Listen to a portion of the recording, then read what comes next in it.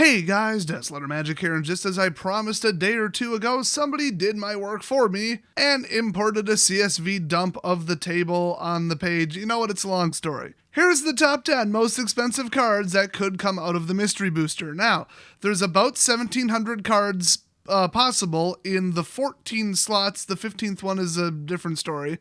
However, you do not have 14 shots at a 1 in 1,700 chance of getting these cards, because every single slot is from a different pool of 121. So if you wanted a card like Acidic Slime, it's 24 cents, just get it on a website. But if that's what you wanted to pull, then you have to find out which of the 14 slots, first, second, third, fourth, fifth in the pack it'll be in what pool of 121, and then in that slot you have a 1 in 121 shot of pulling that card. And they very heavily implied that there are no repeats. So this is going to be weird. I'm not sure if this is a good thing or a bad thing. So with that little bit of interesting information out of the way, let's get to the top 10 list. Coming in at number 10 with a rough market price, and these are all, average and subject to change, is Sliver Hive Lord, an M15 card. It's a sliver, it's 5 colors, it was printed once as a mythic in a core set, and people want it as their commander. Shocker. Next up, we have a shockingly expensive card, considering it was in Oath of the Gatewatch as a mythic, but then as well, it was in the dual deck Nyssa versus Omnixilus, and it happens to almost cost the same price as the dual deck itself, well, the pair of them, $28 to $29 right now. It's Nyssa, Voice of Zendikar. This is the perfect example of a fast but effective, not really overpowered and appropriately negative-2'd 3-cost Planeswalker. I mean, a 0/1 plant isn't going to win the game, and then -2, you can only do that once, and it's just, a counter on each creature you control, which is powerful, but she can only do it once, and there are spells that can do that cost close to that. And then her -7 does not immediately win the game. It's you gain X life and draw X cards, where X is the number of lands you control. And then you keep on rolling. You still have to play your deck, and you did absolutely nothing to your opponent's board state. I mean, this is like the fairest 3-cost Planeswalker I've ever seen. Whoever designed Oko should have taken a look at this card. But I gotta say, $29 is pretty damn high, so I'm really glad that this is being reprinted in the Mystery Booster, although, I mean, at the volume they're printing, we could only see, maybe 100, 1,000 of this card go out? I don't know.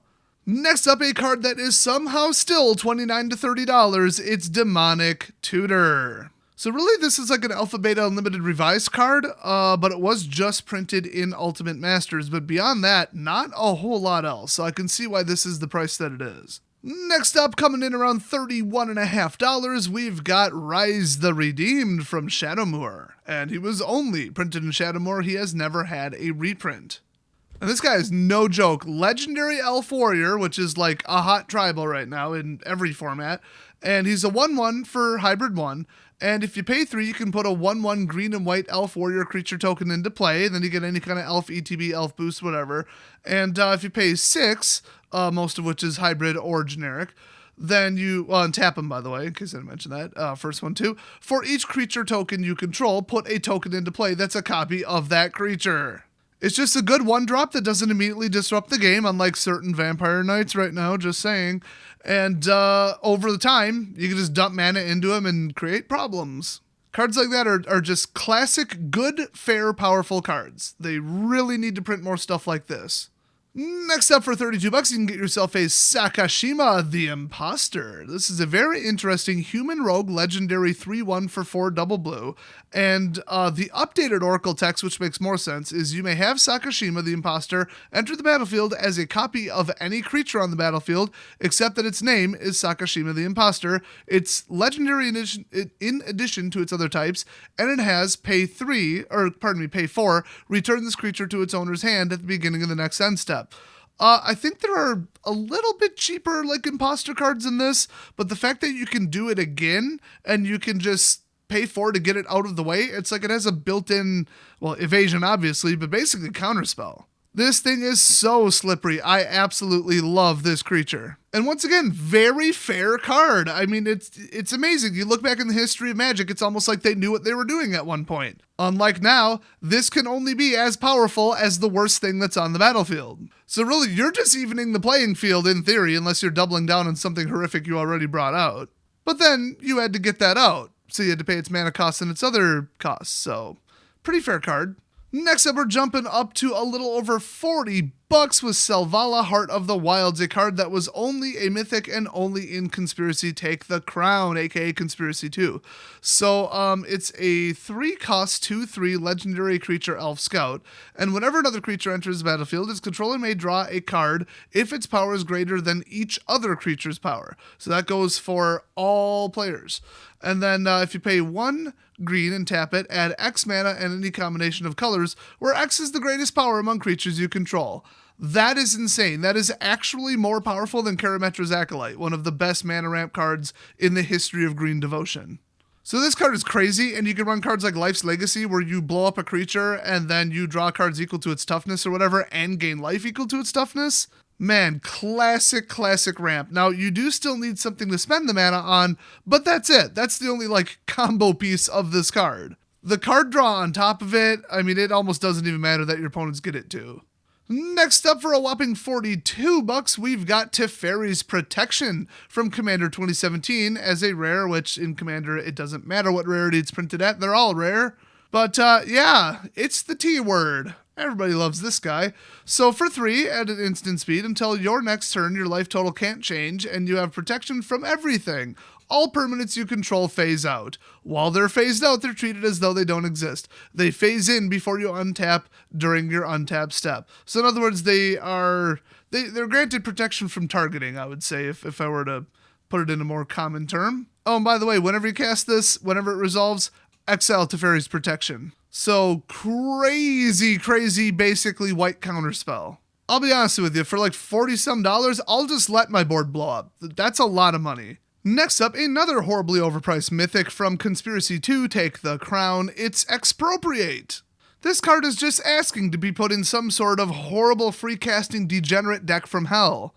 This is like the definition of horrible degenerate crap. Thus the $45 price tag. And remember, this is in 3rd place. So it's a sorcery. It costs 9, which nobody would ever pay to cast it ever. Well, Simic Ramp Commander maybe, I don't know. And yeah, it's the stupid voting card. So Council's Dilemma. Starting with you, each player votes for time or money. For each time vote, take an extra turn after this one. For each money vote, choose a permanent owned by the voter and gain control of it. Exile Expropriate. So if everyone wants to be a mix of unwise and selfish, they'll just say time and give the person just stacked extra turns, because everybody's going to do that. Otherwise, they get their most powerful permanent stolen. I mean, it could be their important land that they need. It could be anything, an enchantment. Obviously, a creature. You could just outright steal their commander, because let's be honest, this is a commander card. So just unbelievably annoying. I mean, it's just dumb. I hate this card. And the silver medal for 2nd place, which is ironic because this is a $49 card, which is probably more than a silver medal actually costs. It's Bloom Tender. So this is a 1/1 for 2 Elf Druid, and you can tap it, and for each color among permanents you control, add 1 mana of that color. So yes, this can tap for 5 mana. This was a rare in Eventide, and it was never reprinted since then. I wonder why. This is just such a ridiculous level ramp. It's nuts, but you do have to have one of every color, or a lot of different colored, permanents in play for this to do anything. So it's not like on turn 2 or 3, you're going to be tapping for 5. It's not impossible, but it's not likely. But with the amazingly tough stats of 1/1, it's a target for everything and it's killed by everything. So it's kind of borderline fair. I just don't really like it. But yeah, I definitely earned that price tag. And number 1, no surprise here, although the price might surprise you if you didn't look that up, $200 flat on the average. Mana Crypt. This was last printed in, I guess the Masterpiece version, but before that, Eternal Masters. So before being an Eternal Masters, it was never actually printed in a set. It was in a promo set, a special one. I might totally have this wrong. I already regret saying it, but I think if you bought one of the books way back in the day, one of the novels, and then you sent in like a card that came with the novel, they would send you this card, and that was the only way to get it. So not a whole lot of these exist. So Eternal Masters was the first wide print. So yeah, $200 card, easy. And of course, at the beginning of your upkeep, and this is a 0-drop artifact, but at the beginning of your upkeep, flip a coin. If you lose the flip, Mana Crypt deals 3 damage to you, but you can tap it for 2 colorless. The turn that it comes in. For 0. Obviously, the card never should have been printed. It was a mistake. It's, well, to even just say the words, "that's too much mana too early," kind of goes without saying. It is banned in Legacy, it is restricted in Vintage, and it's legal in Commander because why the hell not? I personally hate this card. Somebody pulled the actual masterpiece of it at the pre-release in their pre-release kit, tried to put it in their deck, and got killed by it almost every single game that it came out. So it also kind of goes without saying that it really needs to be put into the right kind of deck. You know what? Why don't we go crazy with it in the next set, Theros Beyond Death, and go Mana Mausoleum. It costs -2 mana, so when you play it, you gain 2 mana just by bringing it into play. And it taps for 10 mana, but during your upkeep, you have to flip a coin, and if it's tails, you lose the game. How about that? Oh, is that too crazy? Is that where you draw the line, Wizards? You think that might be a little too degenerate? Really? Seriously, though, I hate Mana Crypt. Never should have been printed, but they didn't know what the hell they were doing back then. Well, hopefully I'll pull one. Sell it. Do not use it. Don't put it in a deck. Just sell that son of a bitch. So here is some very interesting math that you may not have realized. So, like I said, there's 14 slots plus 1, and if Mana Crypt is just a normal one in a normal slot, and they weren't lying about saying that every slot is a 121 card pool, because that's how they came off the sheets and were cut, then you have in every given pack a 1 in 121 shot of pulling a Mana Crypt, wherever it may be. So because it's $200, you just divide it. So to that spot, just the fact that if you were to open 100,000 boosters, it will contribute X amount of $200 X amount of times, you just invert it. What's the value it contributes to one pack on average just by existing? Yes, you only win if you pull it, but that's how math works. It adds to the entire booster $1.65 in value. Okay, like a standard booster pack cost is like $2 at the distributor level, or a little higher, $2.30 now, I think. So half the value of a pack in a set with 1,700 cards is just the card Mana Crypt. And now, the interesting thing is, if you wanted to pull 4 play sets of it, because that's what you wanted to sell on eBay, you would have to open 53, I guess we'll say 54 because you would round, so you'd have to open the 54th box, but yeah, 54 boxes in order to get that many play sets, assuming that boxes are 36 boosters, which they probably aren't. They'll probably be 24 because this is kind of a draft set. But yeah, assuming even rarity, which they didn't say it's guaranteed even rarity, they might have done a sheet of mythics and then 2 sheets of identical, rares, and then 3 or 4 sheets of identical uncommons, and that is the pool of 121 per slot. That may be possible. In fact, I would think that that's likely. But if that's not the case, yeah, open 1,936 boosters and you will get 16 Mana Crypts on average. Although at that probability, the variance will get you. It'll probably bite you. You could easily pull 12, you could easily pull 20. Although I gotta say, I opened like 110 boosters of BFZ and I pulled exactly to the number 41 Masterpiece cards. Or Expedition at the time they were called. Within rounding to the nearest card, that is exactly what I should have pulled. So at a certain point, remember, these aren't random, they're very consistent. So keep that in mind for all of you planning to open a pallet of these, which don't do that. After about 30 minutes, no matter how good the epic, happy hardcore techno music is that you're pumping in the background, the smell of the cards and the ink and the pain in your fingers will make you wish that you didn't open that many. And you're usually on like box 6 at that point. By day 2, you cease to be a human being. You're just numb. You're just a pack opening robot who regrets all of their life choices. Yeah, after BFZ, I think I ordered like 50 boxes. Anyway, that's all in the past and I barely remember it because I blocked it out. So anyway, that is all the interesting information you need to know about the big money cards in the mystery booster packs.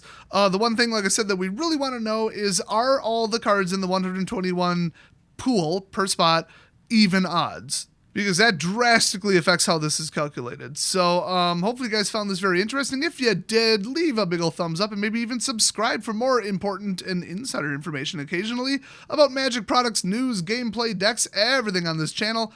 I will see you guys next video.